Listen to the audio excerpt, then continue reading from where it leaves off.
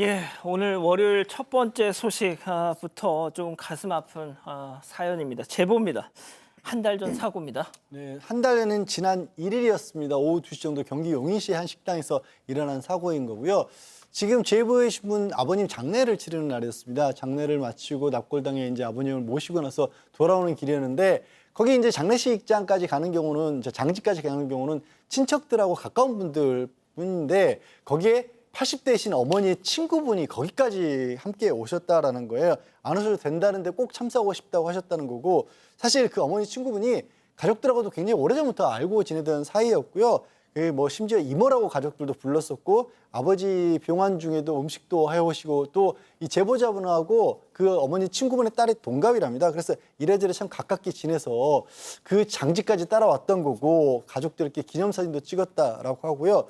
그 다음에 이제 이 어머니 친구분 다 같이 이제 모여서 식사를 하는데 어머니 친구분은 사실은 그냥 가시겠다고 했답니다. 그런데 같이 먹고 가셔라라고 해서 저렇게 함께 식사를 하고 있는 와중에 보신 것처럼 갑자기 차량 한 대가 식당으로 돌진했던 겁니다. 가족과 그리고 어머니의 친구, 이모라 불리던 친구, 유일하게 가족이 아닌 그분이 함께 이렇게 발인을 마치고 식사를 하던 도중에 차 한 대가 돌진을 했습니다. 너무 순식간에 벌어진 일이라 피할 틈조차 없어 현장은 아비규환. 자, 제보자인 따님과 목격자 얘기 들어보시죠. 이제 거의 끝날 때쯤이었어요. 저하고 이모의 등 뒤로 팍 하는 유리 소리를 들었어요. 유리창이 깨지는 소리를 듣고 저도 이렇게 살짝 튕겨져 나갔으니까요. 제가 정신을 차리고 이렇게 고개를 들었을 때는 모든 식구들이 너무 당황스러워서 얼음이 되잖아요. 그 상황에서 그 8살 아이가 울기 시작했어요. 그 눈앞에 그 펼쳐진 광경이 다 보였으니까요. 갑자기 수십 대의 119 차들이 막 지나가는 거예요. 이게 뭐지? 그러니까 이렇게 딱 봤는데 저기 차가 박혀 있었고 그 상복 입은 여자분들 막 울고 있었고 상복 입은 어떤 다른 여자분들은 의자에 앉아서 그 119 구급대원들이 막 처치해줬고 영상 보면 이거 보통 사고가 아닌데요. 네, 당시 CCTV 영상을 보면 한 차량이 야외 주차장 차단기가 올라간 직후에 갑자기 속도를 올리고 그대로 돌진을 합니다.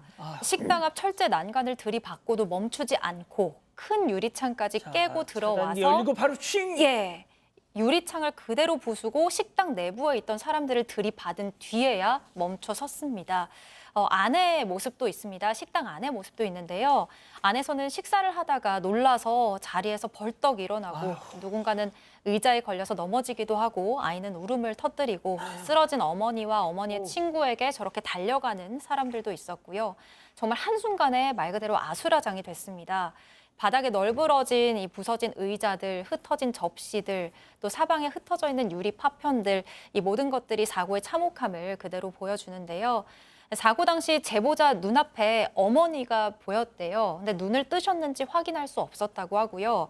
또 어머니의 친구 얼굴도 보였는데 눈을 뜨고 계셨고 입으로 뭔가를 말하셨는데 그 얘기를 듣지는 못했다고 합니다. 어머니와 어머니 친구에게 가려고 하는데 제보자도 숨이 안 쉬어져서 옆쪽에 있던 의자에 앉았는데 등 뒤에서 피가 흘렀다고 합니다. 가해 운전자는 핸들에 고개를 받고 있었습니다. 하필이면 저 차가 어머님과 제보자 따님 그리고 어머니의 친구 그 이모라는 분이 있던 그 테이블로 돌진했다는 거 아니에요? 네, 그렇습니다. 그 바람에 어머님은 발목하고 갈비뼈를 뼈서 온몸에 골절상을 입고 전신 타박상에 귀까지 잘 들리지 않는 증상을 보여서 전치 12주를 받으셨고요. 제보자분도 갈비뼈는 물론이고 전신 타박상 또 왼쪽 폐에까지 상처를 입어서 전치 8주의 부상이 나왔습니다. 제보자분하고 어머님 다 이제 뭐 중환자실로 다 가 계셨는데 남편이 면회를 와서 지금 어머니하고 이모는 도대체 살아 계신 거냐, 괜찮냐라고 물어봤더니 남편이 어머니는 살아 계신다고 했는데 이모님은 더 지켜봐야 된다 그렇게 얘기를 했다라고 합니다. 이게 그러고 나서 또 입원해 있는 동안에 남편이 이 휴대전화를 주지를 않았다라는 거예요. 그래서 왜 그런가 하고 나중에 알고 봤더니 사실 어머님 친구분은 이송 중에 이미 심정지로 돌아가셨는데 충격받을까 봐 그 소식을 알려주지 않았던 겁니다.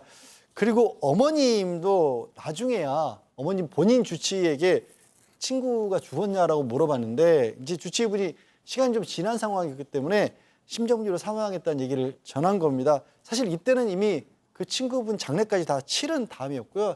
다른 가족들이 장례식에 참석했고 최근에야 이제 제보자분 겨우 몸을 좀 추스려서 어머니 친구 납골당에 다녀올 수 있었다고 합니다. 자, 이겁니다. 남편을 떠나 보내던 마지막 날 납골당까지 와서 끝까지 친구를 위로해줬던 이 어머님의 가장 그 친한 친구 이모. 하필이면 그날 앞서 보신 그 사고로 세상을 떠나셨다는 거죠. 어머님은 나중에 그 친구에게 이런 문자 메시지를 남겼답니다. 체크포인트 짚어보죠. 너 정말 죽은 거야? 자, 한번 들어보시죠. 엄마가 그리고 나서 핸드폰을 받았잖아요. 이모한테 너 정말 죽은 거야? 이사가 너 죽었대. 너 정말 죽었니? 이렇게 톡을 남겼더라고요. 엄마도 이제 믿겨지지가 않으니까 이모한테 카톡을 남긴 거였어요. 심장이 두근거리더라고요. 미안함 때문에. 그 친구가 와서 저랑 한바탕 울고 들어갔는데 왜 나를 안 데려가고 제일 친한 친구 데려갔냐고 그냥 콩콩 울고 미안하다고 그러고 그러셨어. 그 친구가 이모 잘못이 아니고요. 가해자가 잘못한 거예요. 절대로 이모 잘못이 아니에요. 이모 저희 엄마 목까지 사셔야 돼요 하고 친구가 얘기를 해주니까 너무 고맙죠 뭐. 아유, 참 이런 일도 있습니다. 이게.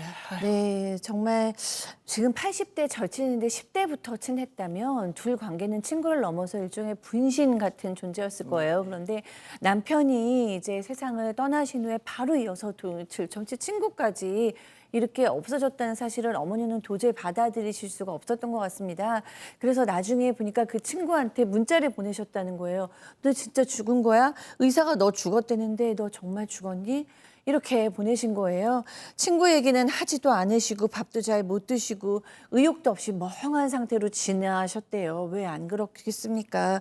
그러다 이제 이 친구, 이 이모님의 딸이 이제 이 병문안으로 오겠다고 연락을 했는데 너무 마음이 무거운 거예요. 너무 미안하고 죄책감이 들어서 마음이 너무 떨리고 있는데 이 친구의 그 이모님의 딸이 왔습니다. 근데 제보자가 너무 미안하니까 내가 식사 안 하신다 그랬는데 이모한테 같이 식사하시자고 조른 거, 그다음에 하필이면 그 자리에 앉혀드린 거 이것도 너무 미안하다. 그리고 이 우리 남편도 그 하필이면 그 음식점을 예약한 것도 너무 미안하다고 한다라고 얘기하셨고요. 이 어머니께서는 왜 나를 안 데려가고 내 친구를 데려갔는지 모르겠다 그러고 그렇게 많이 우셨대요.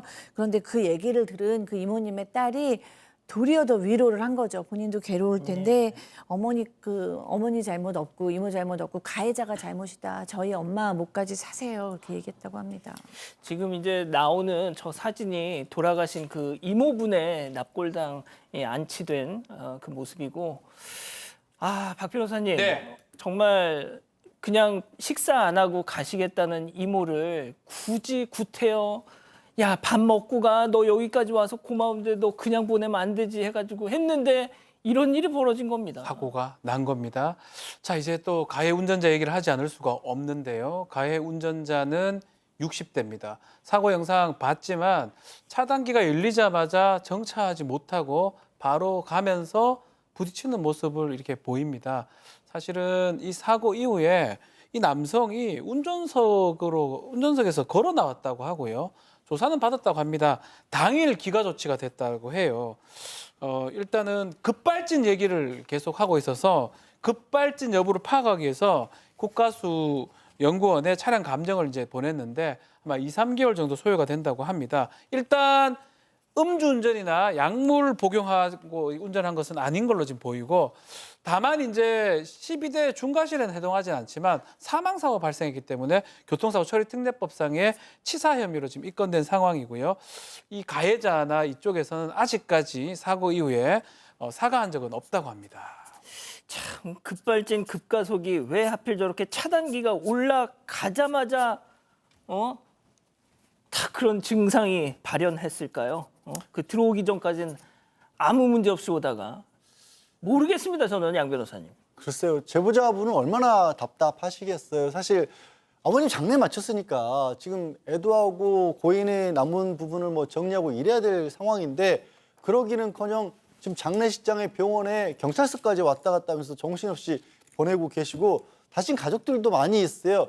저기 이제 아버님 장례식이었으니까 친척들이 많이 모였을 거 아니에요. 지금 정부에서 통해서 총 11분이 입원이나 통원 치료를 받고 계시다라고 합니다. 가족들 대부분이 얼마나 큰 상처를 입었겠습니까? 사고 트라우마가 굉장히 심각하다고 하고 또 아까 박 변호사도 얘기했지만 문제가 이게 차단기 내부부터는 도로가 아니에요. 그러니까 이게 형사처벌도 안 되는 거고 제재할 방법도 가해에 대한 처벌도 안 되고 손해배상을 법적으로 받기도 어려운, 물론 받을 수 있으나 그게 보장이 안 되는 상황인 겁니다. 그래서 도대체 이 상황을 어떻게 해야 될지 이게 아까 보셨지만 도로에서 몇 미터 안 들어와서부터는 그냥 다른 사람 개인 땅이라는 이유로 도로교통법 적용이 안 되니까 그래서 이 부분을 해결해 달라는 이 국민청원을 올려놓고 있다고 합니다.